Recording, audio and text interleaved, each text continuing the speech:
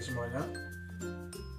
Senang sekali rasanya melihat Bapak Ibu dosen yang hadir dan teman-teman mahasiswa yang hadir dalam keadaan semangat seperti ini pada pagi hari ini. Saya mengucapkan terima kasih atas kedatangannya pada acara ini. Dan saya berharap kita semua yang ada di sini dalam keadaan sehat selalu. Di sini saya akan membawakan suatu presentasi dengan materi yang sangat penting bagi kita semua, terkhusus untuk teman-teman para mahasiswa. Namun sebelum sampai ke situ, izinkanlah saya memperkenalkan diri, karena ada pepatah mengatakan tidak kenal maka tidak sayang. Maka dari itu, izinkanlah saya memperkenalkan diri. Nama saya Aldo Sanipar. Saya berasal dari kelas AB4F Politeknik Negeri Medan. Nah, di sini saya akan membawakan suatu materi presentasi dengan judul minat baca bagi mahasiswa. Mudah-mudahan materi ini bermanfaat dan saya harap kita mendengarnya dengan baik agar apa yang saya sampaikan dapat kita terima dengan baik. Baiklah, langsung saja saya mulai. Dalam membaca, media utama yang kita gunakan tentu adalah buku. Di sini saya memiliki dua pepatah yang sangat menarik terkait dengan buku. Yang pertama, buku adalah gudang ilmu dan membaca adalah kuncinya. Pepatah ini kerap kali mungkin kita dengar. Namun, apakah arti dari pepatah ini? Yang pertama, buku adalah gudang ilmu. Yang berarti, buku berarti memiliki segudang ilmu pengetahuan di dalamnya yang dapat menambah wawasan kita. Namun, untuk memiliki ilmu tersebut, kita harus memiliki kuncinya, yaitu membaca.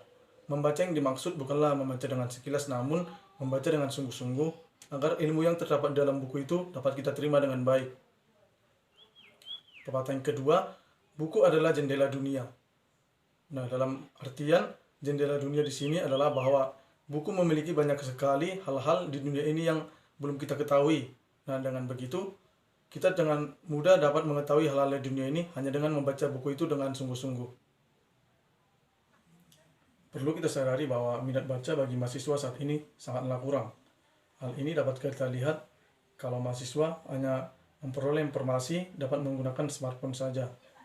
Mahasiswa juga kerap kali hanya menggunakan copy paste untuk memperoleh informasi tanpa membaca dengan sungguh-sungguh informasi yang didapatkannya itu. Hal ini tentu menjadi hal yang sangat gampang dan sangat simpel dilakukan. Namun akibatnya mahasiswa menjadi ketergantungan terhadap internet ataupun smartphone dan melupakan buku.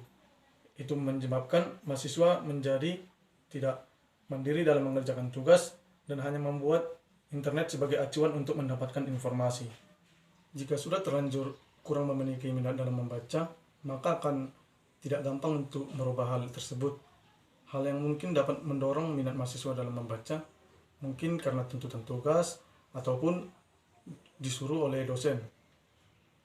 Minat membaca tumbuh dari diri kita masing-masing. Hal yang sangat penting untuk menumbuhkan minat membaca adalah kesadaran dari kita masing-masing. Ada beberapa faktor yang mungkin menyebabkan mahasiswa kurang memiliki minat membaca. Yang pertama, kurang dibiasakannya membaca dari kecil. Yang kedua, kurangnya motivasi dalam membaca buku. Dan yang ketiga, sangat bergantung pada internet ataupun smartphone. Sebenarnya membaca tidaklah sulit. Akan tetapi, karena kurangnya minat membaca, mahasiswa enggan untuk membaca apa yang di sekitarnya. Maka tidak heran, maka kita lihat pada sekarang ini banyak mahasiswa yang lebih senang kumpul-kumpul untuk nongkrong daripada kumpul di perpustakaan untuk membaca buku. Banyak media yang dapat kita gunakan sebagai media untuk membaca, mulai dari buku, majalah, novel, koran, dan lain sebagainya. Sebenarnya membaca itu tidaklah susah bila kita membudayakannya. Jika mahasiswa kurang memiliki minat dalam membaca, akibatnya akan sangat tidak baik. Antara lain, kurangnya ilmu pengetahuan ataupun minimnya ilmu pengetahuan, dan tidak berani berbicara di depan umum ataupun di depan publik. Sebagai mahasiswa, kita juga tentu harus paham apa manfaat daripada membaca. Nah, di sini saya akan berbagi 6 manfaat daripada membaca. Yang pertama, membaca dapat mengurangi stres. Pada tahun 2009, sekelompok peneliti melakukan penelitian bahwa berbagai aktivitas dapat mengurangi tingkat stres manusia. Antara lain dengan membaca buku. Membaca buku selama 6 menit dapat mengurangi stres sebesar 68%. Cukup besar bukan? Apalagi kita membandingkannya dengan meminum secangkir kopi, hanya mengurangi stres sebesar 42%, mendengarkan musik mengurangi stres sebesar 60%. Tentu membaca menjadi salah satu solusi bagi kita untuk dapat mengurangi rasa stres. Yang kedua, membaca dapat menambah usia. Sekelompok peneliti melakukan penelitian bahwa terhadap orang yang berusia di atas 50 tahun, bahwa rata-rata orang yang gemar membaca memiliki umur rata-rata 2 tahun lebih lama. Wah, ternyata membaca dapat menambah usia juga. Apakah hal ini semakin menambah minat kita dalam membaca? Yang ketiga, membaca dapat meningkatkan kosakata, keterampilan bahasa, serta pengetahuan global. Hal ini tidak dapat kita pungkiri bahwa di dalam suatu buku banyak sekali terdapat kosakata, bahasa, dan pengetahuan yang dapat kita terima dengan baik apabila kita dengan sungguh-sungguh membacanya. Kosa kita akan bertambah dengan banyak dan keterampilan berbicara kita pun akan semakin baik. Semakin banyak yang kita pelajari, semakin banyak pula keterampilan yang dapat kita pahami. Yang keempat, membaca dapat menambah rasa empati.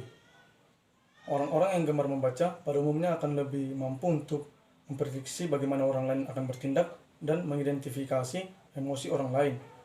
Hal ini tentu menjadi bukti bahwa dengan membaca kita akan mampu memahami mental seseorang atau biasa kita sebut sebagai empati. Yang kelima, membaca dapat meningkatkan kreativitas. Ini tentu tidak dapat kita pungkiri karena isi dari sebuah buku tentu memiliki segudang ilmu pengetahuan yang dapat meningkatkan rasa kreativitas kita. Yang keenam, membaca dapat mengubah seseorang menjadi lebih baik lagi. Nah, orang-orang yang gemar membaca akan lebih mampu untuk menciptakan ruang bagi dirinya untuk tumbuh dan berkembang menjadi lebih baik lagi. Sekarang, saya akan membagikan 8 tips untuk menambah minat baca kita sebagai seorang mahasiswa. Yang pertama, mengalokasikan waktu untuk membaca. Dalam hal ini, kita harus membuat waktu khusus untuk kita membaca dalam satu hari. Dan kita harus membuat ketentuannya. Contohnya, buatlah ketentuan 10-15 menit waktu khusus kita membaca dalam satu hari. Jika hal itu kita lakukan secara konsisten setiap harinya, saya yakin minat membaca kita akan bertumbuh dan semakin bertambah. Yang kedua, belilah buku dengan menggunakan uang saku sendiri. Dengan cara membeli buku dengan uang saku sendiri, kita akan lebih menghargai buku tersebut. Dan kita pastinya akan lebih memiliki niat untuk membacanya, karena itu berasal dari uang saku kita sendiri. Yang ketiga, manfaatkan waktu pada saat menunggu. Hal ini dapat kita lakukan pada saat kita sedang dalam keadaan menunggu, seperti menunggu angkot di halte ataupun menunggu sesuatu. Maksimalkan waktu tersebut untuk membaca, agar minat membaca kita semakin bertumbuh. Yang keempat, milikilah list buku-buku populer.